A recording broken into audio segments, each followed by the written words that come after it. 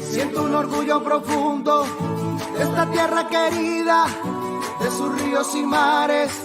Hay montaña divina, que la risa no falte, la pasión y el amor, y que nuestra vida sea el más grande valor. Es el momento de Antioquia, de nuestra gente, de nuestra vida, de nuestra tierra. Antioquia, Antioquia, Antioquia más. Es la experiencia, es la amistad, la transparencia. Antioquia, Antioquia, Antioquia más. Antioquia es mi región, unidos de corazón. Antioquia es mi pasión, sí, sí, sí. Antioquia es mi región, unidos de corazón. Antioquia es mi pasión, sí, sí, sí.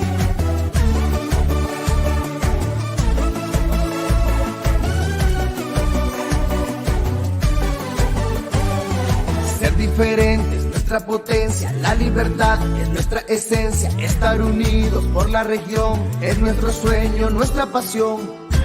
Que la risa no falte, la pasión y el amor, y que nuestra vida sea el más grande valor. Es el momento de Antioquia, de nuestra gente, de nuestra vida, de nuestra tierra. Antioquia, Antioquia, Antioquia más. Es la experiencia, es la amistad, la transparencia. Antioquia, Antioquia, Antioquia más. Antioquia es mi región, unidos de corazón. Antioquia es mi pasión, sí, sí, sí.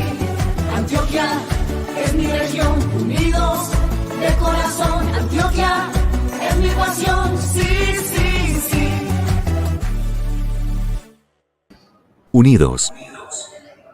Gobernación de Antioquia.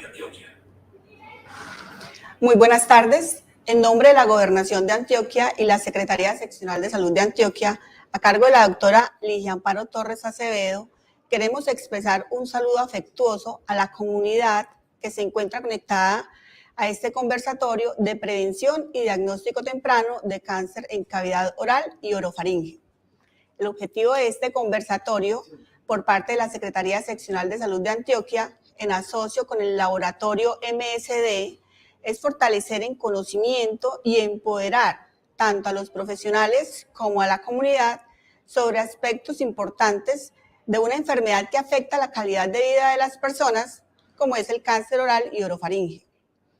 Para esto tenemos a la doctora Lina Marcela Giraldo Rendón, quien es cirujana de cabeza y cuello del Instituto de Cancerología Las Américas, Clínica Medellín de Occidente y Centro Oncológico de Antioquia, además docente de los residentes de cirugía oncológica de la Universidad de Antioquia. Bienvenida, doctora Lina, y muchas gracias por aceptar esta invitación. Gracias a ustedes. Desde la Secretaría Seccional de Salud de Antioquia, en la Dirección de Salud Colectiva, liderado por el doctor Alexander Herrera, estamos realizando acciones para la prevención y detección oportuna de cáncer de mama, cáncer de cuello uterino y próximamente para cáncer de próstata.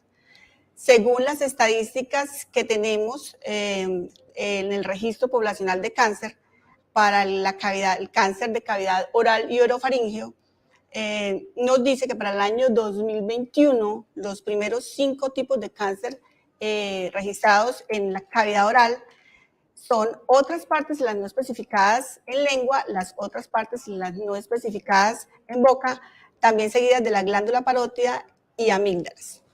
Entonces, con esto empezamos, doctora Lina, ya su presentación con respecto a este tema en cuanto a la prevención. Bien pueda, doctora Lina, adelante. Muchísimas gracias a la Gobernación de Antioquia por la invitación. Es un honor acompañarlos en este espacio. Esta es la declaración de conflicto de interés y la declaración de respeto de propiedad intelectual. Doctora Lina, cuéntenos cuál es el cáncer más común de cavidad oral y orofaringeo y cómo se comporta en el mundo. Perfecto. Entonces, el cáncer más frecuente en toda la vía aerodigestiva superior es el cáncer escamocelular. Hay muchos tipos de cánceres en el mundo, pero el cáncer escamocelular es el que predomina en estos sitios. Y no solamente puede comprometer la cavidad oral y la orofaringe, sino también la nasofaringe, la laringe, la hipofaringe, muchos sitios, incluso el esófago. Es muy importante este tipo de cáncer porque es el sexto cáncer más común en el mundo y el de todos los sitios de cabeza y cuello, el más frecuente es en la cavidad oral. Se dice que para el 2018 el cáncer de cabeza y cuello escamocelular se presentaron 890.000 nuevos casos y 450.000 muertes por esta causa. O sea que una mortalidad casi del 50% de los pacientes en que se presentó este tipo de enfermedad. Y la incidencia viene en aumento, se cree que para el 2030 va a aumentar un 30% más, o sea, 1.08 millones de nuevos casos por año. Entonces, esta es una enfermedad que tenemos que empezar a considerar y empezar a hacer estrategias para prevenirla. La mayoría de los pacientes, más del 50%, se diagnostican en una etapa muy avanzada de la enfermedad, casi siempre estadios 3 y 4. Y esto hace que sea mucho más difícil el manejo. La mayoría de los pacientes que presentan esta enfermedad son hombres, las tienen más o menos 2 a 4 veces más de riesgo los hombres de presentar esta enfermedad respecto a las mujeres, y la edad de presentación de la enfermedad depende de los factores de riesgo y del tipo de tumor. Para los cánceres de cabeza y cuello escamocelulares que están relacionados con virus de papiloma humano se presentan en una edad más temprana, más o menos 53 años, mientras que cuando es una enfermedad no relacionada con virus de papiloma humano puede presentarse en edades más avanzadas, alrededor de los 66 años. Lo más importante de esta enfermedad es que la mayoría de estos tumores están al alcance del ojo y de la mano. O sea, hacer un examen físico adecuado en estos pacientes hace que podamos detectarlos a tiempo.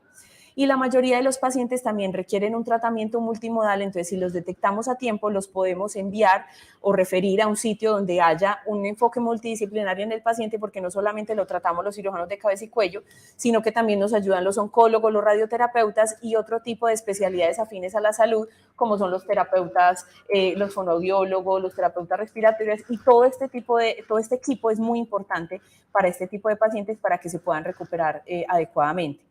En el mundo vemos que el cáncer escamocelular de cabeza y cuello es mucho más prevalente en la parte de Europa Oriental, en Asia y en Australia. La mayoría de estos sitios, la incidencia es tan alta es porque tienen mucha relación con los factores de riesgo, todavía consumen mucho tabaco, mucho licor, y en Asia hay una cosa particular que ahora la vamos a ver más adelante, que ellos tienen una costumbre de masticar una nuez de una palma especial, y todo esto son factores de riesgo para que se presente este tipo de tumores.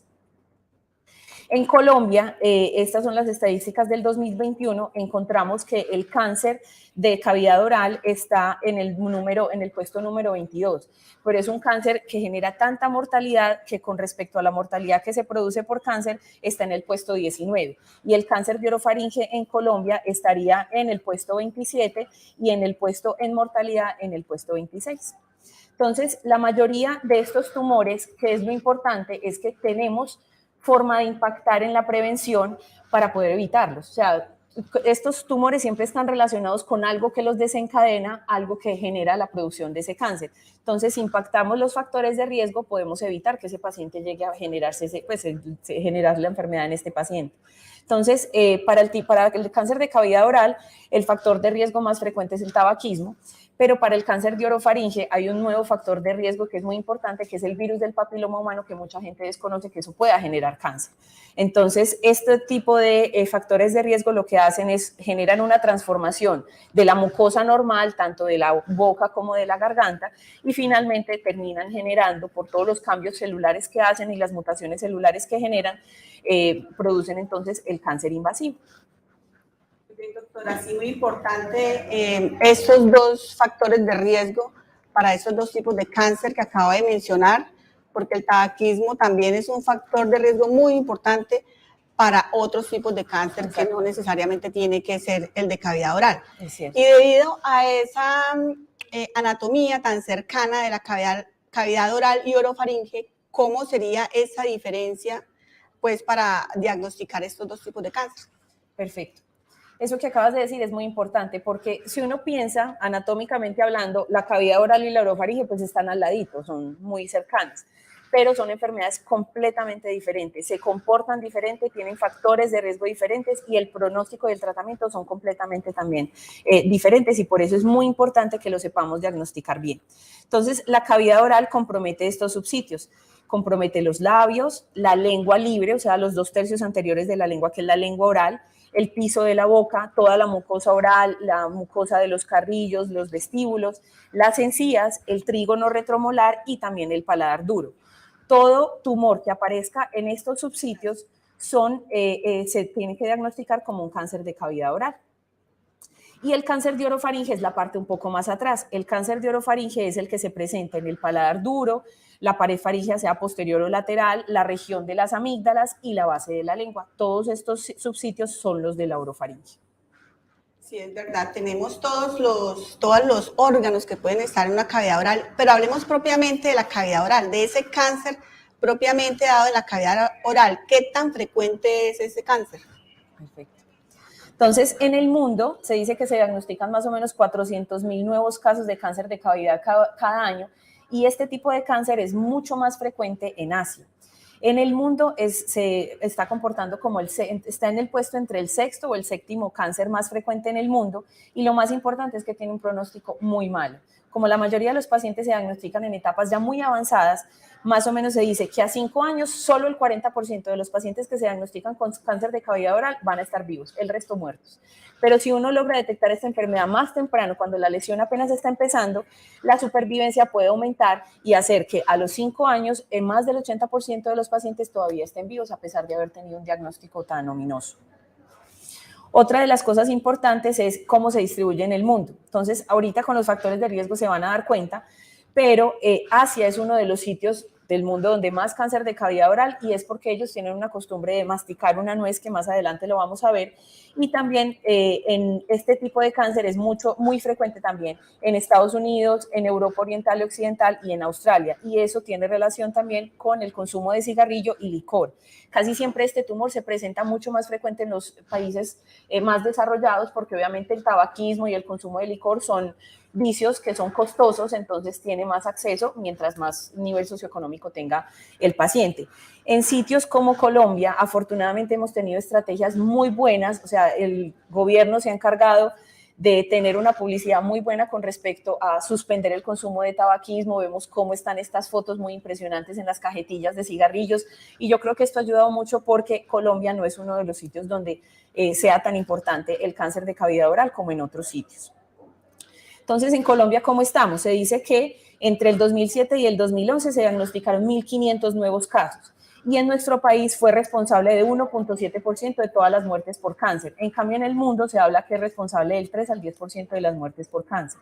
El diagnóstico, como le estábamos hablando, es en etapas avanzadas, infortunadamente, es uno de los más agresivos, con una letalidad del 36%, y lo más importante es que esta es una enfermedad de alto costo porque no solamente es un cáncer muy evidente si tú tienes un cáncer en la lengua o en el labio, porque todo el mundo se va a dar cuenta que lo tienes, sino que afecta la condición social del paciente, afecta su capacidad para relacionarse, afecta el habla, afecta la deglución, afecta su calidad de vida, afecta su capacidad laboral. Entonces es una enfermedad de alto costo y por eso tenemos que impactarla y ayudarnos para aumentar la prevención.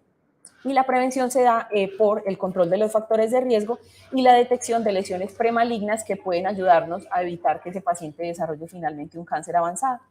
Sí, doctora, precisamente con respecto a estos factores de riesgo que, como todos sabemos, son compartidos para la generación de enfermedades no transmisibles, porque no solamente producen cualquier tipo de cáncer, sino también cualquier enfermedad cardiovascular o alteraciones en la salud visual, auditiva y comunicativa, y que estos factores de riesgo pueden ser de tipo biológico y comportamental, ¿cierto? Biológicos como la raza, la edad, el sexo, y comportamentales como los que acabo de mencionar, que es el consumo de tabaco especialmente. Cuéntenos cuáles son esos factores de riesgo para cáncer de cavidad oral que existen. Entonces, específicamente en cáncer de cavidad oral, lo que hemos hablado mucho, el tabaquismo, no solamente el cigarrillo que se fuma, sino otras presentaciones de tabaco.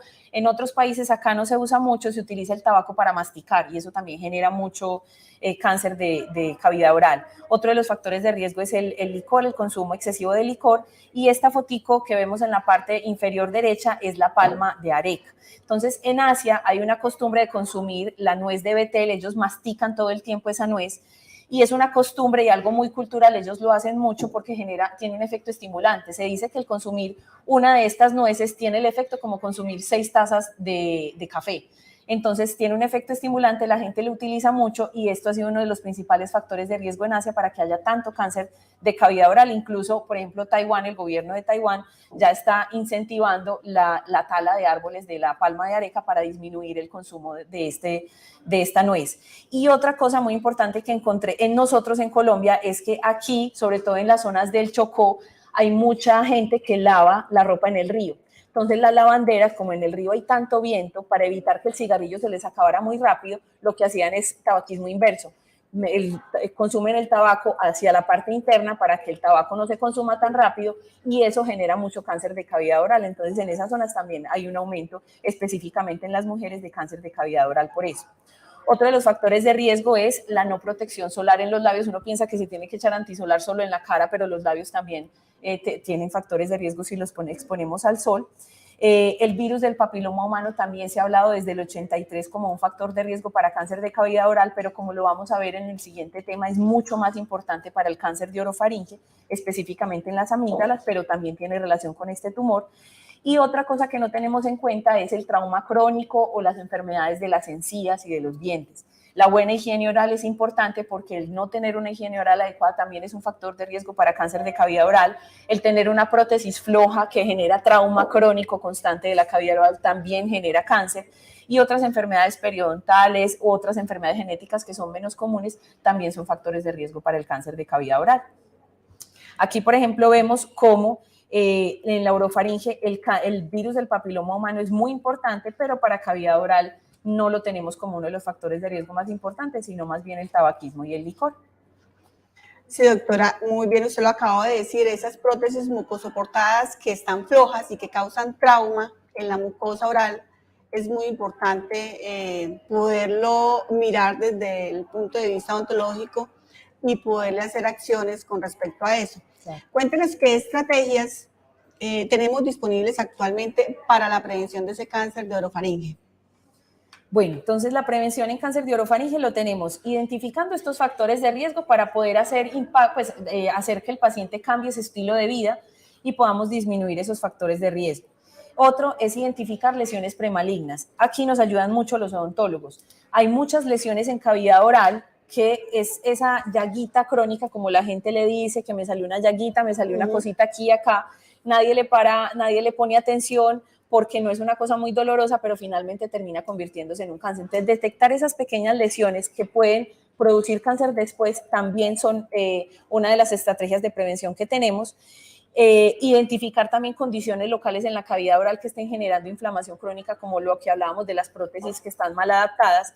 Y la clave más importante son los odontólogos y los médicos de atención primaria, porque ellos son los que pueden diagnosticar esto a tiempo antes de que sea muy tarde. La recomendación de la Organización Mundial de la Salud es cualquier lesión sospechosa en la cavidad oral que dure más de 2 semanas y que perdure después de 2 semanas, a pesar de yo haber quitado esa prótesis, a pesar de haber modificado, por ejemplo, un diente filudito o haber cambiado una estomatitis o una periodontitis, si eso se trató, pero la lesión en la encía continúa o en la cavidad oral continúa, se debe hacer biopsia siempre para descartar un cáncer de cavidad oral. Lo otro es que, como ya sabemos, la mayoría de los pacientes están consultando en etapas tempranas. Como no sienten dolor, no consultan, sino cuando ya tienen tumores de este tamaño que no los dejan ni comer ni hablar. Entonces, todo esto ocurre en las etapas avanzadas, pero si los detectamos cuando tienen esas lesiones pequeñitas, creo que podemos hacer mucho por el paciente. Ahí el papel es muy importante del odontólogo en esa revisión y en ese examen clínico estomatognático que hace, pues, la revisión de sus pacientes, porque precisamente esas lesiones o esas úlceras que no sanan con el tiempo, que permanecen ahí, entonces esos son los signos de alarma precisamente que el odontólogo debe identificar, que puede que el paciente no le diga, pero que el odontólogo debe decir, no, aquí pasa algo, ¿cierto? Cuéntenos entonces, doctora, cómo un odontólogo detecta ese cáncer oral en boca. Muy bien. Entonces, lo más importante es, con hacer un buen examen físico, uno puede detectar hasta el 90% o 99% de las lesiones premalignas o de los cánceres de cavidad oral, solo mirando al paciente. No se necesita ningún instrumento avanzado ni ninguna tomografía, lo que uno necesita es una linterna, que incluso puede ser la misma del celular, porque muchos no tenemos otros dispositivos a la mano y uno lo hace así, pero con tener una buena luz, guantes y un bajalenguas, con eso uno puede hacer muy buen examen físico. Entonces, eso es lo más importante, uno tener disponible todos los elementos y hacer una muy buena revisión de la cavidad oral, hacer que el paciente abra bien la boca, revisarle la mucosa de los carrillos, mover la lengua, levantarle la lengua, todo eso hay que revisarlo bien. Y en la última diapositiva también es muy importante hacer la palpación bimanual, porque a veces estos tumores del piso de la boca que están debajo de la lengua son los que pasan más desapercibidos. Sí, y hablando de las lesiones premalignas de la boca, ¿cuáles son esas lesiones precisamente que se encuentran más frecuentes y cuál es el comportamiento? Muy bien, entonces dentro de las lesiones premalignas de la mucosa oral, estas son como las 4 que se presentan más frecuentemente, aunque hay un montón, pero estas son como las más importantes. La leucoplasia es una manchita o una afta blanca que no se puede remover, uno intenta quitarla porque a veces uno piensa que es suciedad simplemente, o por ejemplo donde están las prótesis, uno piensa que es algo de la prótesis, pero no se puede retirar. Y ya se han hecho, pues, y que uno diga que el odontólogo ha hecho tratamiento para tratar de eliminarla y que no se ha ido. Ese tipo de manchitas blancas que persisten o esos parches blancos son denominados leucoplasia y es como un diagnóstico de descarte cuando ya se han descartado otras causas. La prevalencia es más o menos del 1 al 3% de la población, es más en hombres que en mujeres y se presenta más o menos entre la quinta y sexta década de la vida. Hay pacientes que pueden tener varias lesiones leucoplásicas o una sola, y no se sabe la causa, pero sí se ha visto que está más asociado con el tabaquismo, como ya lo habíamos visto. Entonces, esta es más o menos una imagen de una leucoplasia. Puede ser una manchita muy bonita, muy bien definida, como en esa diapositiva que tenemos del señor en la lengua, o puede ser una leucoplasia muy desorganizada, muy borrosa, o sea, una no homogénea que tiene más riesgo de conversión maligna. Los sitios más comunes donde se presenta la leucoplasia son la mucosa alveolar, la mucosa bucal, el paladar, la lengua y el piso de la boca.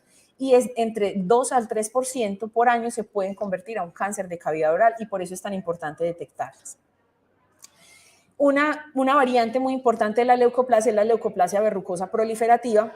No es frecuente, pero el problema de este tipo de leucoplasia es que la transformación maligna es hasta el 100%. Entonces, la otra leucoplasia que habíamos visto, normalmente lo que hay que hacer es hacer seguimiento en el paciente y si uno ve alguna lesión sospechosa le va haciendo biopsia y va llevando al paciente, pero esta leucoplasia siempre es de manejo quirúrgico y tiene una alta tasa de recurrencia. Uno los opera y vuelve hasta que ya llegan con el cáncer, entonces a este hay que prestarle mucha atención. Otro de las lesiones premalignas es la eritroplasia, que son unas lesiones eritematosas rojizas en la cavidad oral. La prevalencia no es alta, hasta el 0.2%. Tiene 2 factores de riesgo identificables que son el tabaco y el licor. Usualmente no duelen, son únicas, entonces por eso el paciente nunca consulta porque piensa que es cualquier cosita en la boca, se echa cosas naturales, hace gárgaras con bicarbonato, hacen 50.000 cosas sin pensar que eso pueda ser algo maligno, pero la tasa de transformación maligna de estas lesiones es del 85%, entonces siempre el manejo de estas lesiones es quirúrgico. El líquen plano es otra de las lesiones premalignas. Hay muchos tipos de líquen y lo más importante es que es una enfermedad inflamatoria, o sea, es de origen inmunológico, es crónica, no tiene tan alta tasa de transformación maligna. Hay muchos subtipos, el más agresivo es el erosivo, que tiene una más alta tasa de conversión a enfermedad maligna, pero el reticular, por ejemplo, tiene una muy baja tasa. Y los sitios que más se afectan son la mucosa bucal, la encía y la lengua. La fibrosis submucosa es una lesión fibrosa de la mucosa por trauma crónico. Entonces, el efecto mecánico puede ser por una prótesis o por un diente que está muy prominente o porque el paciente se está masticando la mucosa. Eso hace que se pierda la elasticidad del tejido y que se produzca este tipo de lesiones que también pueden convertirse en un cáncer hasta en un 9% de los casos. Inflamaciones crónicas, aquí vemos cómo este paciente se está mordiendo el carrillo, eso genera también trauma crónico y esa inflamación crónica también puede producir cáncer. Y finalmente, una falta de higiene oral también es como un factor de riesgo y una alarma. Si uno ve un paciente que tiene muy mala higiene oral, tiene que estar mucho más pendiente de este paciente porque tiene más riesgo de que se genere algún tipo de lesión premaligna o de cáncer, porque se sabe que las bacterias interfieren con los mecanismos inmunosupresores de tumores.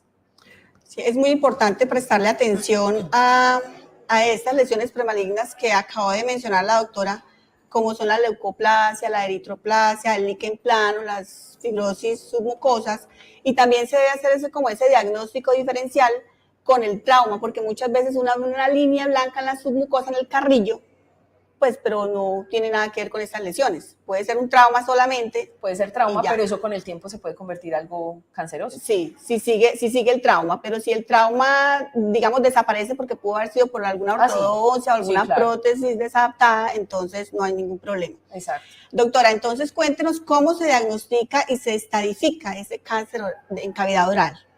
Listo. Entonces, el diagnóstico es muy claro. Siempre el estándar de oro es la biopsia. Lo más importante es la biopsia, es lo que nos puede determinar si realmente una lesión es maligna o no. Hay otro tipo de estudios que se pueden hacer, como la autofluorescencia, biomarcadores, otro montón de herramientas que existen, pero que para nosotros terminan siendo más costosas, necesitan equipos más especializados y realmente pues la biopsia está mucho más fácilmente asequible. Con respecto a la estadificación, todos sabemos que cambió mucho de la 7ª edición a la 8ª edición, muchos cánceres cambiaron la estadificación. ¿Qué es importante en esta nueva clasificación de la 8ª edición de la AJCC? En esta nueva clasificación hay una cosa muy importante. Anteriormente estos tumores solo se clasificaban según el tamaño, menos de 2 a 4, como la mayoría de los tumores. Pero aquí ya se sabe que la profundidad de invasión del tumor en la cavidad oral es un factor de riesgo muy importante y está directamente asociado a la gravedad y a la agresividad del tumor. Entonces, siempre en todos los pacientes no solamente es necesario mirar el tamaño, sino qué tan profunda compromete la lesión, porque eso es un factor de riesgo importante y eso está también incluido en esta nueva clasificación. Si es menos de 5 milímetros, entre 5 y 10 milímetros y más de 10, ahí se van cambiando la estadificación. Eso con respecto a la T. Esta es la profundidad de invasión, entonces se traza una línea horizontal desde la línea basal del epitelio escamoso que sea normal con respecto al sitio más profundo de invasión. Ese se denomina la profundidad de invasión, esa medida es la que tenemos que tener en cuenta para la estadificación del tumor. Y lo otro muy importante también son los ganglios, no solamente saber cómo está el tumor, sino también si hay ganglios. A veces los odontólogos se fijan mucho en la cavidad oral, de pronto los médicos tienen un poco más de bagaje en esto, pero a veces pensamos que no es importante mirar el cuello. No solamente uno tiene que mirar la boca, sino que en el cuello también se pueden detectar metástasis y puede que sea una lesión pequeña. Y uno dice, no, eso no parece un cáncer, pero si hay un ganglio en el mismo lado donde está la lesión, probablemente sí sea un cáncer. Entonces siempre es muy importante evaluar también el cuello, porque las metástasis ganglionares también son un factor pronóstico importante para estos pacientes y les disminuye mucho la supervivencia. Entonces, otro de los cambios de esta nueva estadificación es que se agregó a la estadificación de los ganglios la extensión extranodal. La extensión extranodal es que el tumor no solamente invade el ganglio, sino que rompe la cápsula del ganglio y empieza a invadir las estructuras alrededor del ganglio. Esa extensión extranodal que normalmente se diagnostica por patología cuando uno saca el ganglio y lo manda a evaluar, o también puede ser por imágenes cuando uno ve que el tumor rompió el ganglio y las metástasis ya se están invadiendo los músculos, los huesos. Este es muy importante porque también aumenta la agresividad del tumor, entonces también es muy importante para la estadificación.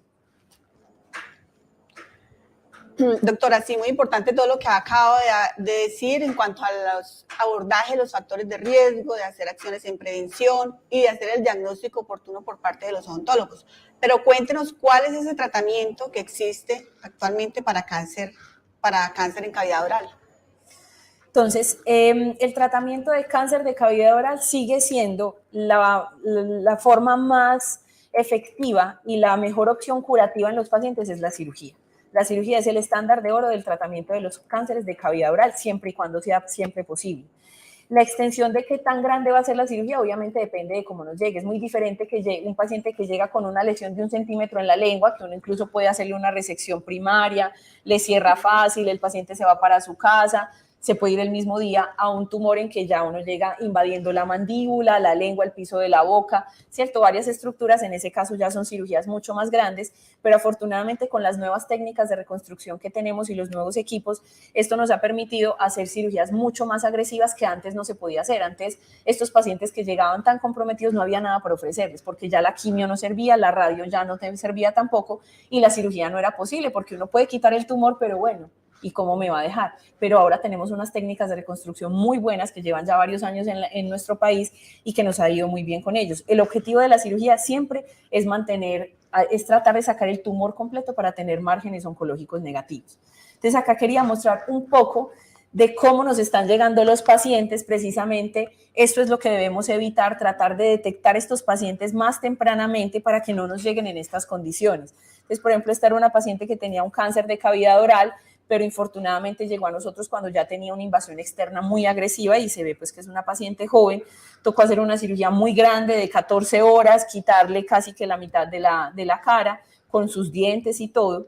Entonces, esto es uno de los casos. Este es otro caso también que tuvimos, un paciente también joven que si vemos el espécimen quirúrgico al lado izquierdo fue el tumor que se le resecó casi que con media carita. Y este es el defecto con el que quedó el paciente, pero afortunadamente aquí vemos cómo en la foto del medio pudimos reconstruirle toda la mandíbula. En la parte inferior se ve la mandíbula con una placa y con el hueso de la pierna. Usualmente lo que estamos haciendo es que sacamos el peroné de una de las extremidades y con el peroné reconstruimos la mandíbula y a él se le pudo reconstruir la parte de arriba de la órbita y de la maxila con una placa hecha a la medida. Entonces, esta es la cirugía, este era el defecto, pero el paciente, en la foto de arriba a la derecha es el posoperatorio inmediato cuando terminamos cirugía y esta fotico del final es el paciente a los 4 días de cirugía ya nuevamente sonriendo. Entonces, afortunadamente son casos exitosos, pero esto es lo que tenemos que tratar de evitar. Esto es un esfuerzo humano y unas secuelas para el paciente que son muy agresivas. Entonces, queremos evitar ese tipo de cosas. En la cirugía también no solamente es importante sacar el tumor, sino hacer el vaciamiento de los ganglios. Vemos muchas veces, a veces odontólogos que se aventuran mucho a hacer el tratamiento en sus consultorios, entonces quitan una lesión que de pronto ya se sabía que era algo canceroso, o de pronto sin saber que era cancerosa, la quitan. Afortunadamente la sacaron bien, le hacen márgenes negativos, pero no se dieron cuenta que el paciente tenía una metástasis. Entonces después con el tiempo ven que por acá revienta una lesión y ahí sí lo mandan al hospital grande donde lo vean los médicos y el equipo multidisciplinario. Entonces siempre tenemos que tener en cuenta que en cáncer de cavidad oral muchos pacientes tienen metástasis ganglionares ocultas que no se ven ni por tomografía ni por examen físico. Entonces siempre es mejor limitarse a hacer la biopsia. Si es maligna, es mejor enviarlo a un centro de mayor atención donde puedan hacerle como el tratamiento multidisciplinario al paciente. Esto es para hablar también de por qué es importante lo que habíamos hablado de la profundidad del tumor. La profundidad del tumor es muy importante porque según la profundidad también tiene riesgo el paciente de tener metástasis. Entonces eso nos sirve no solamente para saber el pronóstico del paciente, sino también para saber si hay que hacerle vaciamiento profiláctico o no. Listo. Y por último, hay algunos pacientes que después de la cirugía, como las que vimos, van a necesitar quimioterapia o radioterapia o ambas, y por eso es muy importante que el paciente esté con un equipo multidisciplinario. Aquí les quería mostrar este otro caso, es de otra paciente también. Este tumor realmente empezó a crecer, fue en la maxila, pero invadió pues el paladar y toda la cavidad oral. Quería mostrarles acá cómo se hace la planeación con todo lo de el hueso del peroné, las placas de titanio, se hace impresión 3D de la cara para nosotros saber que quede homogénea un lado de la cara que se resecó con la otra. Este es el defecto que quedó en cirugía, pero finalmente esta fue la paciente que recibimos empezando cirugía y esta fue la paciente que salió de quirófano. Entonces tenemos muy buenas opciones de manejo para nuestros pacientes. Muy bien, doctora. Es muy importante por eso hacer ese diagnóstico temprano, en estadios tempranos, para no llegar a ese cáncer tan agresivo y que pueda pues llegar a este tipo de tratamientos también agresivos y muy traumáticos para el paciente. Pero bueno, ahora hablemos ya del cáncer orofaringe, el cual es ese cáncer que ya migra ya de la cavidad oral, ¿cierto?, hacia las estructuras mucho más profundas y es mucho más difícil de diagnosticar por parte del odontólogo, ¿cierto?, porque se ciñe solamente, digamos, a las estructuras que ve en el examen clínico, pero ya estructuras ya que son como más de competencia del médico, ya no está tan acostumbrado a realizar. Entonces, cuéntenos, doctora, ¿cómo es ese cáncer de orofaringe? Para poder tener un abordaje inicial. Muy bien. Entonces ya habíamos hablado que los subsitios de la orofaringe, que está en la parte mucho más posterior en la garganta. Lo particular del cáncer de orofaringe es que, como hemos visto todas estas políticas antitabaco, muchos cánceres han empezado a disminuir en la incidencia, pero el cáncer de orofaringe, a pesar de que el cáncer de laringe y todos estos van disminuyendo, el cáncer de orofaringe empezó a aumentar. Entonces, eso es lo que vemos en la gráfica. Muchos empezaron a bajar, pero el otro empezó a aumentar. Entonces, eso empezó a detonar alarmas de qué es lo que está pasando, si la gente ya no está fumando ni está tomando tanto licor, ¿por qué se está aumentando el cáncer de orofaringe? Entonces empezaron a buscar otros factores de riesgo y se encontró que era específicamente el virus del papiloma humano. Cada vez que yo hablo de esto con mi familia, en una reunión familiar, todo el mundo, a veces sale el tema del cáncer y lo que yo hago, y siempre mi mamá dice, sí, dígale que se cuide, vea, Lina opera esas cosas, esos virus son los que generan eso. La gente no cree que haya un virus de transmisión sexual que le pueda generar un cáncer. Eso muchas personas no están, o sea, nunca han escuchado sobre esto. Y por eso es tan importante, porque es algo que a todos nos involucra y que todos podemos hacer algo para evitar. Entonces, esto es lo importante, que el cáncer de orofaringe se aumentó, pero fue porque aumentó la transmisión del virus del papiloma humano, y este es el principal factor de riesgo en este momento para desarrollar cáncer de orofaringe.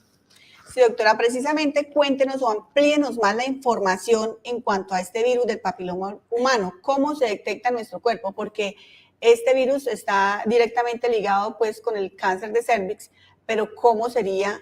Pues ya uno, sería lo último pues que uno pensaría como paciente que le podría dar un cáncer de orofaringe. Entonces, cuéntenos, amplíenos un poco más la información.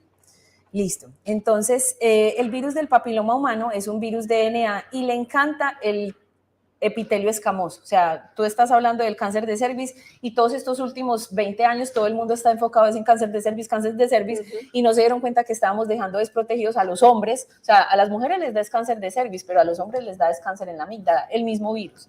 Entonces, ahora es que se está apareciendo este tipo de tumores.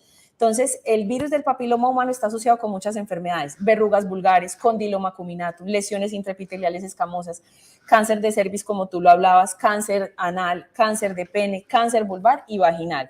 Y en cáncer de cabeza y cuello está relacionado con cáncer de cavidad oral, de orofaringe, hipofaringe y de laringe. Pero el más importante aquí, el rey, es el cáncer de orofaringe. Entonces, la infección por el virus del papiloma humano es la enfermedad de transmisión sexual más común en el mundo.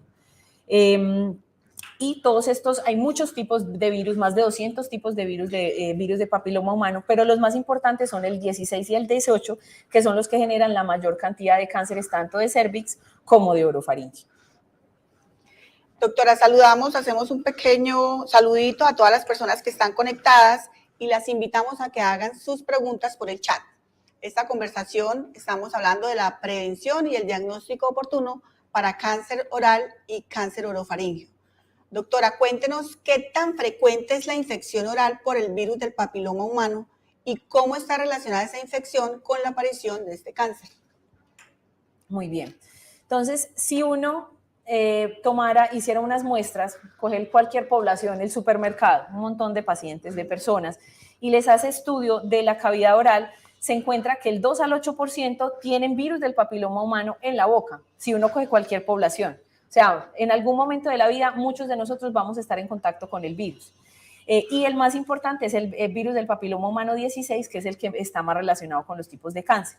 Pero la mayoría de las veces, así uno esté en contacto con el virus o en algún momento se infecta, la mayoría, más del 80% de las veces, ese virus, el mismo sistema inmune se encarga de eliminarlo y ya, y simplemente se resuelve la infección. Pero hay pacientes que tienen enfermedad persistente, o sea, esa infección no es capaz de aclararla el sistema inmune, sino que queda una infección persistente, más o menos en el 23% de los pacientes, y esa infección persistente es la que genera y la que está relacionada con el cáncer de orofaringe, el que quede el virus aquí. Y también esto está muy asociado, los pacientes que además tienen diagnóstico de VIH, pues que son VIH positivos y que consumen tabaco, tienen mayor riesgo de que esa infección se vuelva persistente. Pero la mayoría de las personas, el virus aparece, infecta y se va. Entonces, se hizo, por ejemplo, este estudio me gustó porque eran 56.600 participantes y lo que quisieron era detectar qué poblaciones eran las que estaban más expuestas al virus y que tenían más riesgo de tener infección en la orofaringe por el cáncer, por el virus del papiloma humano. Entonces, se encontró que las poblaciones de alto riesgo son obviamente trabajadores sexuales, las personas que están haciéndose exámenes pues, de transmisión sexual en el momento en que hicieron el estudio, y los hombres que tienen sexo con hombres. Estos pacientes eran los que estaban más expuestos a la infección por virus del papiloma humano. Se encontró que también es más frecuente en los hombres, 9.3% versus 5.5% en las mujeres. En Sudamérica tenemos una prevalencia muy importante, 12.4% de la población tenían detección de virus de papiloma humano en cavidad oral o en orofaringe. En Asia sí no es muy frecuente y yo creo que eso tiene que ver algo cultural, porque obviamente esto está muy relacionado con la práctica del sexo oral. Y obviamente si uno tenía prácticas de alto riesgo, muchos compañeros sexuales, el ser un trabajador pues de tener un trabajo pues de alto riesgo de este tipo de cosas, hace que la prevalencia de tener de la infección por virus del papiloma humano sea del 12.5% versus una persona que no tenga conductas de alto riesgo, que es el 5.9% de las personas pueden tener este virus en la cavidad oral. Entonces, ¿qué es lo que pasa? Cuando uno tiene una infección por el virus del papiloma humano, que se vuelve persistente, se empiezan a expresar un montón de proteínas, que son proteínas virales, que son la E6 y la 7, y estas proteínas lo que hacen es que van a las células y generan inactivan los supresores de tumores. Normalmente en el ciclo de las células hay factores que promueven la diferenciación y la multiplicación celular y otros que la inhiben. Entonces, estas proteínas virales lo que hacen es inhibir los supresores de tumores, entonces ya no hay quien controle la célula, entonces empieza a reproducirse, se cambia genéticamente, ya no hay apoptosis y así es como se empieza a producir el cáncer y empieza a proliferar las lesiones. Si realmente pues, la población es mucha la que realmente está expuesta a sufrir este tipo de cáncer, ¿a quiénes afecta específicamente y cuáles son esos factores de riesgo específicos para este tipo de tumor? Muy bien, entonces en el mundo, como ya lo habíamos hablado, se empezó a ver que este tipo de cáncer estaba aumentando. Pero lo raro es que empezaron a ver que no, en las mujeres no se estaba aumentando, sino que era más en los hombres. Y fuera de eso, que no era en hombres, anteriormente un cáncer de orofaringe. Cuando yo empecé cabeza y cuello hace 10 años, estoy en esto, el típico paciente de cáncer de orofaringe era un paciente más o menos alrededor de los 70 años, muy fumador y que consumía mucho licor. Pero ahora lo que se estaba viendo era hombres jóvenes que no consumían licor ni tabaco, pero solteros, con un buen nivel socioeconómico. Entonces eso fue lo que empezó también a soltar alarmas, porque es una población muy diferente, que es una población que todavía laboralmente es muy útil y que necesitamos también rescatarla. Entonces esto fue como lo que empezó a generar una preocupación mundial. Entonces pasamos de tener este tipo de pacientes, el que estábamos hablando, a tener este tipo de pacientes, el paciente joven exitoso. Entonces, ¿por qué es tan diferente? Porque hasta hace 20 años era un tipo de paciente y ahora es otro tipo de factores de riesgo, es el mismo virus de papiloma humano y también cambió la presentación de la enfermedad. Entonces, uno puede tener dos tipos de cáncer de orofaringe y siempre hay que clasificar los pacientes en esos dos grupos. O es BPH positivo o es BPH negativo, porque cada uno se va por otro lado. Cada uno tiene su estadificación diferente, cada uno tiene tratamiento diferente y también pronóstico diferente. Entonces, el cáncer de orofaringe, cuando es un cáncer que no está relacionado con el virus del papiloma humano, es un paciente de más edad, está relacionado con un estrato socioeconómico más bajo, son pacientes que tienen tabaquismo pesado, también consumen significativamente alcohol, no hay un sitio específico donde este tipo que este tipo de tumor tenga predilección y son pacientes que tienen muy mal pronóstico. En cambio, cuando son cáncer de orofaringe relacionado con virus del papiloma humano, que eso debe medirse en la biopsia, son pacientes jóvenes menores de 60 años, estrato medio alto, tienen prácticas sexuales de alto riesgo, también está relacionado con el consumo de marihuana, se cree que es de pronto por el mismo ambiente que genera la marihuana de rumba y de más exposición sexual. Y es muy importante que el virus genera cáncer de orofaringe en dos subsitios específicos, o la base de la lengua o las amígdalas, casi que todos se presentan en esos sitios. Y lo que sí es muy importante es que tienen muy buen pronóstico. Entonces, por eso es que hay que como clasificarlos en dos grupos diferentes. ¿Cuáles son los factores de riesgo entonces? Obviamente empezar la actividad sexual a una temprana edad, no utilizar métodos de barrera para las relaciones sexuales, tener múltiples compañeros sexuales y la práctica del sexo oral, que viene muy en aumento. Hace algunos años no era una práctica muy conocida, pero ahora sí. En el mundo, de los sitios donde más incidencia hay de este tumor están en los países desarrollados, Australia, Asia, Europa, Estados Unidos, y en Sudamérica, donde hemos visto que hay más, es en Brasil, y nosotros últimamente, en los últimos años, hemos tenido también más un aumento importante en estos casos. Anteriormente, cuando hace por ahí 5 años veíamos 2, 3 casos mensuales, ahora estamos casi que viendo un caso semanal, y también se ha relacionado algo por un aumento en las tasas de infección por el virus del papiloma humano en los pacientes jóvenes. Muy importante esa información, doctora. Y hablando de los síntomas, cuéntenos cuáles son esos síntomas más comunes que una persona usualmente puede presentar con este tipo de cáncer. Entonces, algo muy particular, miren que en cavidad oral hablamos de una lesión en la boca. Estos pacientes casi siempre consultan es por una lesión en el cuello.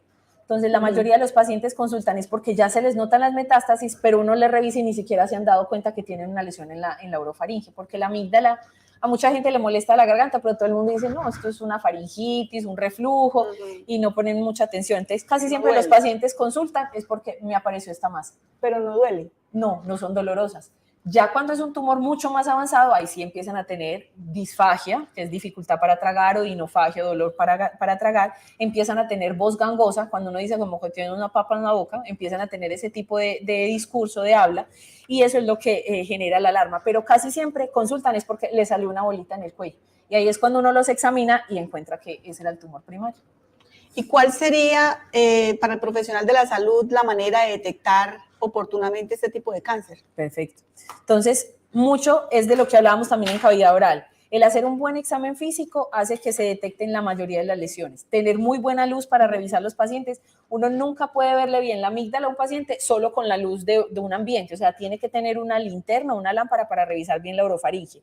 Ayudar a que el paciente colabore, porque hay pacientes que no nos ayudan mucho, que con solo abrir la boca ya tienen reflejo nauseoso. Entonces, esto necesita un poco más de colaboración con el paciente, pero si uno se va entrenando, cada vez va a hacerlo mucho más fácil.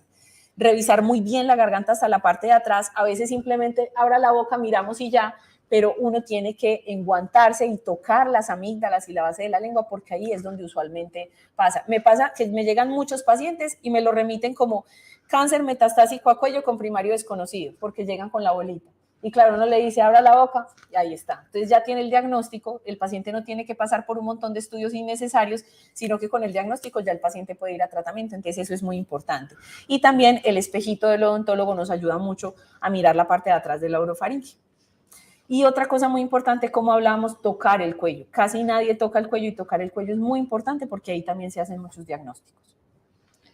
Para hacer este diagnóstico para este tipo de cáncer, ¿cuál sería, pues, digamos, el profesional más adecuado para hacer ese tipo de diagnóstico? Porque el profesional de la salud, normalmente el odontólogo o el médico, que es el que hace la detección o, digamos, esa primera intervención o diagnóstico inicial o sospechoso, digámoslo así, de un posible cáncer, ¿a quién se le dirigiría, pues, a quién se le remitiría específicamente? ¿Qué profesional de la salud?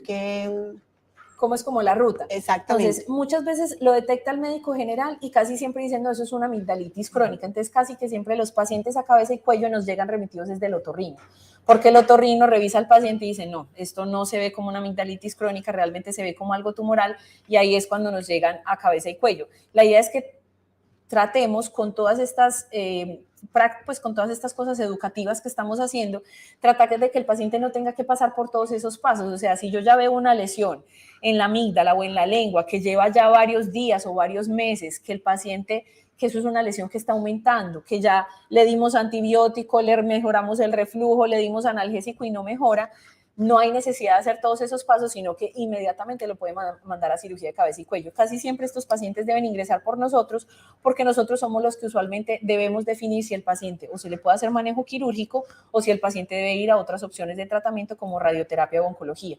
Porque otra cosa que nos pasa es que le ven una lesión sospechosa y luego uno lo manda al oncólogo, y el oncólogo nos lo remite a nosotros para decirnos, bueno, ¿lo puedo operar o no? O miro yo a ver qué hago. Entonces el paciente pasa un montón de cosas antes de llegarnos, sabiendo que pudo habernos llegado más tempranamente, y la idea de esas charlas es esto.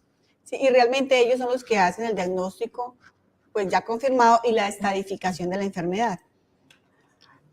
Doctora, cuéntenos ahora cómo ha afectado el cambio en la epidemiología de este tumor el manejo de estos pacientes. Muy bien, entonces, en el cáncer de orofaringe ha cambiado mucho. Inicialmente, cuando no teníamos no teníamos disponibilidad de tantos equipos, lo que se hacía era cirugía. Incluso, mira, esa foto es muy antigua. Esa foto se llama una deformidad en Andy Gamp. Andy Gamp es una caricatura de hace muchos años que era un muñequito que no tenía mandíbula, y fue inspirada en un paciente que perdió la mandíbula. No fue por esta causa, fue por una infección crónica, pero las cirugías que se hacían eran así de mutilantes, y eso era la única opción que tenía el paciente, y quedaba sin mandíbula, sin poder comer y con una vida social que no era la adecuada. Después vino la radioterapia, entonces todo se empezó a irradiar. Pero después se empezó a ver los efectos de la radioterapia y volvimos otra vez a cirugía. Entonces vuelvo otra vez a empezar a operar. Hace unos 15, 20 años otra vez empezamos con el auge de cirugía, pero terminaban los pacientes con traqueostomía, con gastrostomía y con muchas secuelas. Entonces, ahora que tenemos unas nuevas técnicas de radioterapia muy buenas, con unas máquinas que no generan tantos efectos secundarios, otra vez estamos rescatando el tratamiento con radioterapia. Y algo que viene en los últimos años, en un auge muy importante en nuestro país, llevará más o menos unos 5 o 7 años, es la cirugía mínimamente invasiva, tratar de hacer cirugías a través de la boca que son mucho menos cruentas y tienen muchos menos efectos secundarios este tipo de tratamientos. Entonces, una cosa muy importante también es que siempre ha habido preocupación si los pacientes que tienen cáncer por virus de papiloma humano les va tan bien, ¿será que sí se necesita hacer esos tratamientos tan agresivos, radioterapia, quimioterapia, cirugías gigantes? Entonces, se ha hablado también en los últimos años de hacer un tratamiento menos agresivo en los pacientes que sean por el virus del papiloma humano. Entonces, ¿cuáles son los tratamientos que tenemos disponibles? Tenemos cirugía, radioterapia y quimioterapia concomitantes.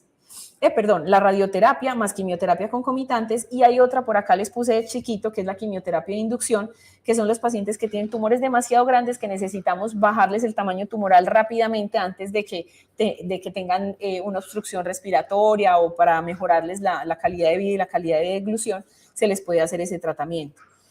Entonces, lo que queremos evitar es esto. Esta es la cirugía abierta. La hacemos, sí, cuando es necesario, pero en todo el mundo están tratando de no hacer estas cirugías, porque esto es muy mutilante para el paciente. Todos los pacientes quedan con traqueostomía, gastrostomía, no pueden comer, no pueden hablar bien. Entonces, es tratar de evitar y solamente dejar estas cirugías cuando realmente sea necesario. Afortunadamente, ahora tenemos otras técnicas nuevas, que está la cirugía láser transoral, que lo estamos haciendo, aquí en Medellín lo hacemos, en nuestro país lo hacemos, hay muy buenos cirujanos de cabeza y cuello, y estamos utilizando estas técnicas y tenemos todos los equipos disponibles para ello. También está la cirugía transoral robótica. Infortunadamente en Medellín no tenemos robot. En Bogotá sí hay varias clínicas que tienen robot y lo están utilizando. Nosotros todavía no tenemos robot, pero hacia allá está migrando el tratamiento de estos pacientes, que si vemos, o sea, comparado con la foto anterior, esta es una cirugía que se hace todo a través de la boca, y si los pacientes nos los mandan en un estadio temprano, en una etapa temprana de la enfermedad, les podemos hacer este tratamiento y casi que nadie se va a dar cuenta que tuvieron este tumor. Pero cuando ya son enfermedades más avanzadas, tumores más voluminosos, definitivamente toca darles radioterapia y quimioterapia, usualmente juntas. Solamente se reserva ya la cirugía, entonces estas grandes, cuando hay compromiso de los huesos o tienen metástasis ganglionares demasiado voluminosas, o el paciente no se le puede dar quimiorradiación. Doctora, actualmente nosotros contamos con la vacunación contra el virus del papiloma humano, que se usa para la prevención de cáncer de cervix en mujeres. ¿Esto es efectivo para este tipo de cáncer también, entonces? Exactamente, eso es lo más importante, yo creo, que de esta charla. Entonces, como ya sabemos, el BPH produce muchos tipos de cáncer y está asociado a muchas enfermedades. Y en algún momento de la vida, el 50-80% de la población, pues de cualquier persona, va a estar en contacto con el virus. En este momento tenemos varias vacunas disponibles. Está Cervarix, está Gardasil y está la Gardasil 9. Cervarix es bivalente, solamente es efectiva para el BPH 16 y 18, que iguales son los más frecuentes. Gardasil tetravalente, que es para otro tipo de virus, pues fuera del 16 y el 18, también cubre el 6 y el 11, y la nanovalente, que son para 9 subtipos de virus de papiloma humano. Y sí, la respuesta es sí. el cáncer de cervix, sino también para el cáncer de cavidad oral, de orofaringe, perdón, y también para otros tipos de cánceres como el de ano y otro tipo de sitios anatómicos. Entonces, se ha visto que la vacuna, por ejemplo, la bivalente, que es de BPH 16 y 18, es efectiva en el 93% en la prevención de la infección oral por virus del papiloma humano. Y esto fue un estudio que se hizo en 5.800 mujeres, o sea, de las mujeres que se habían vacunado por cervix, se les estuvo haciendo seguimiento para ver si se contagiaban de virus del papiloma humano en la cavidad oral y se vio que la prevención era del 93%. Además, que si uno toma los pacientes que han sido vacunados y les hace muestras, se encuentra que el 96% tienen anticuerpos contra virus de papiloma humano 16 en la boca y contra el 18 en un 72% de los casos, o sea que sí es efectiva y sí sirve. Eso sí, en este momento, como apenas la vacunación no lleva tantos años y mucho menos en nuestro país, apenas estamos viendo esta corte de niños que se vacunaron, vamos a ver en unos años cómo se va a comportar el cáncer de orofaringe, si realmente sí va a disminuir o no, porque todavía pues no tenemos esos datos, apenas estamos vacunando a esta población joven, en unos 10 a 20 años nos daremos cuenta si ellos sí van a desarrollar el cáncer de orofaringe con con una prevalencia tan alta o si definitivamente sí estamos logrando un impacto con la vacuna. Las recomendaciones de la vacuna es de los 9 a los 26 años de edad se deben vacunar todas las personas, no solamente niñas, sino también niños, y también adultos de alto riesgo. Hay algunos países, por ejemplo en Australia, ya empezaron a vacunar los hombres que tienen prácticas sexuales de alto riesgo, también los están vacunando para disminuir el riesgo de cáncer de ano. La recomendación de la Organización Mundial de la Salud es niñas entre los 9 y los 14 años a vacunarlas con 2 dosis si todavía no han empezado actividad sexual, o 3 dosis si ya son niñas mayores de 15 años o ya han tenido, ya pues ha empezado su actividad sexual. Es menos efectiva la vacuna a mayor edad en que se reciba, o sea, mientras más jóvenes es lo ideal. Y todas las 3 vacunas se han encontrado que son muy, muy efectivas. Aquí, no sé si te acuerdas que hace algunos años, eso fue en el 2014, empezaron a vacunar, había una campaña muy buena de vacunación, empezaron a vacunar en los pueblos, en todas partes, y empezaron a mostrar un montón de videos de Ciudad Bolívar, de niñas que se estaban desmayando, teniendo como crisis conversivas, que mucho cefalea, fue un montón de niñas, y fueron todas en el mismo pueblo, o sea, no fue algo como que se presentó en diferentes ciudades, sino aquí. Y eso los medios lo transmitieron y eso hizo que una vacunación, que teníamos una muy buena tasa de vacunación hasta hacia el 2014, pero después de este incidente las tasas de vacunación bajaron y ahí se ve incluso en esta gráfica, se ve cómo disminuyó. Solamente el 14% de las niñas se estaban vacunando para el 2016, sabiendo que antes teníamos unas coberturas mayores del 60% de las niñas escolarizadas. Entonces fue por esto, pero se hizo muchas investigaciones, obviamente vinieron de Estados Unidos, vinieron laboratorios y encontraron que fue como una crisis en masa, una psicosis en masa de las niñas que fue algo como más psicológico y se determinó que no había ninguna relación. Entonces me pareció muy importante que encontré mucha información de Cali, que Cali quiere rescatar nuevamente esta vacunación. Empezaron en el 2018 con un programa muy bueno a través de educar a los médicos, a los papás en los colegios y nuevamente han logrado aumentar las tasas de vacunación y esa es la gráfica que estamos mostrando ahí. Doctora, finalmente, ¿qué mensaje le queremos dejar a la comunidad y a toda esta población profesional que nos está escuchando? Bueno, lo más importante yo creo es que tenemos muchas estrategias para tratar de disminuir la incidencia o prevenir este tipo de cánceres. Uno es educar a los pacientes en los factores de riesgo. Puede que uno suene muy cansón con los pacientes, pero yo siempre les pregunto, ¿fuma o está fumando? Y les digo con la verdad, porque muchos dicen, no, yo ya no fumo. ¿Cuándo fue su último cigarrillo? Ayer, ¿cierto? Entonces, concientizar a las personas que si ellos no se hacen, o sea, de que realmente es algo que ellos están haciendo y algo que pueden prevenir si suspenden el consumo de tabaco sobre todo. Lo otro es las lesiones sospechosas de cavidad oral. Eso yo creo que es muy importante para el odontólogo, el informar a los pacientes que cuando tengan una lesión sospechosa consulten a tiempo y detectarlas cuando están asintomáticas. Educar a los pacientes sobre los signos y los síntomas tempranos del cáncer de orofaringe. Que los médicos de atención primaria y los odontólogos nos ayuden a hacer una muy buena evaluación del paciente, un muy buen examen físico, porque ahí es donde tenemos el diagnóstico temprano y todo esto encaminado a que el paciente se pueda ir a un tratamiento oportuno, a un cuarto nivel donde tenga todos los especialistas que se necesitan.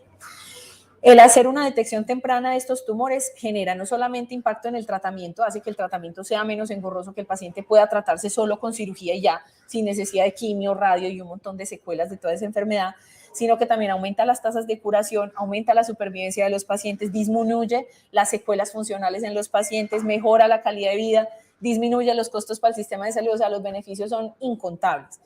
Y lo más importante es que nuestros mejores aliados son estos, todo el personal de salud, sobre todo los odontólogos y los médicos de atención primaria. Doctora, tenemos una pregunta de Ana Dolores Rivas Liñán.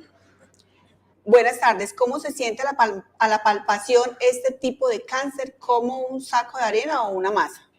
Listo, entonces, normalmente si es cáncer de cavidad oral, a la palpación ni siquiera es necesario, sino con solo verlo se detecta. O sea, normalmente no es necesaria la palpación, sino que se detecta es como una llaguita, o sea, una úlcera en la boca que viene creciendo, creciendo y creciendo.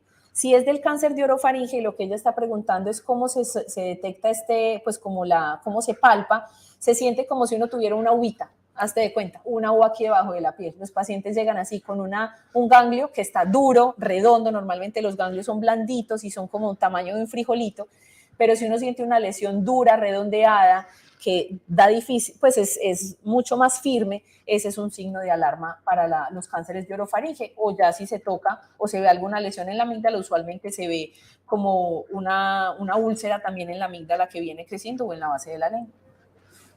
Bueno, entonces aquí tenemos también un comentario de Odontología Mutatá. En mi caso se hace remisión de ese tipo de pacientes con tumoraciones de origen desconocido y comportamiento incierto o alteraciones en la mucosa, pero como usted menciona, las EPS me devuelven el paciente o no le dan la prioridad solicitada. Lo anterior me ha sucedido varias veces. Y otra pregunta, otro comentario de Marta Elena Palacio, dice, ¿ya se incluyó en Colombia este esquema para esta población? Yo diría que la responsabilidad pues, de las EPS o de las EAPS, que son las responsables de brindarle la atención integral al paciente, es no negarle la atención. Ya por resolución 2292 está escrito que la atención integral se le debe brindar al paciente 100%, incluyendo este tipo de cirugías. Entonces, lo que hay que hacer necesariamente es hacer, pues primeramente lo que la doctora decía, la parte de la prevención, ¿cierto? La parte de la prevención es muy importante, la detección temprana mediante el examen clínico, la palpación, y no solamente dedicarnos a mirar los tejidos duros, como los dientes, sino también los tejidos blandos, la mucosa oral, la lengua, el piso de la boca, el paladar duro y blando, etcétera. Y cualquier tipo de alteración, hacer la revisión respectiva al médico.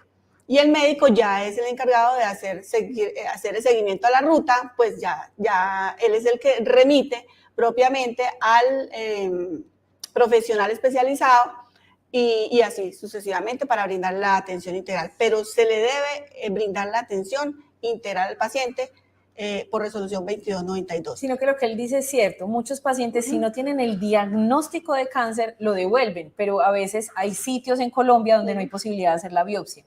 Lo que normalmente nosotros hacemos aquí es que nos hacíamos, por lo menos lo que yo hacía en mi pueblo, me hacía aliada del odontólogo. Entonces con el odontólogo tomábamos la muestra, la mandábamos y se hacía el estudio histológico y con ese diagnóstico ya era mucho más difícil que al paciente lo devolvieran. Entonces si hay alguna manera en que este médico pueda asegurarle hacer una biopsia, porque es que una biopsia es muy sencilla, es un pellizquito de la lesión, sí. O sea, si es la lengua, es una muestra muy pequeña, si él tiene de pronto alguna manera de hacer una biopsia, con eso es mucho más difícil que le devuelvan al paciente y si no, pues simplemente toca remitirlo y decir que tiene un alto riesgo de cáncer, que tiene una lesión muy, muy sospechosa de malignidad, pero es una realidad de nuestro país, a veces devuelven al paciente y la idea es que ojalá llegue hasta donde nosotros. Bueno, doctora Lina, le queremos agradecer su excelente intervención en este tema tan especializado y al laboratorio MSD porque nos hizo posible pues este streaming en este tema tan específico y a toda la comunidad por conectarse y recordemos un mensaje de la Gobernación de Antioquia. Las fiestas decembrinas nos invitan a la unión familiar, pero es mejor disfrutarlas sin pólvora. Muchas gracias a todos. Feliz resto de tarde. Hasta luego.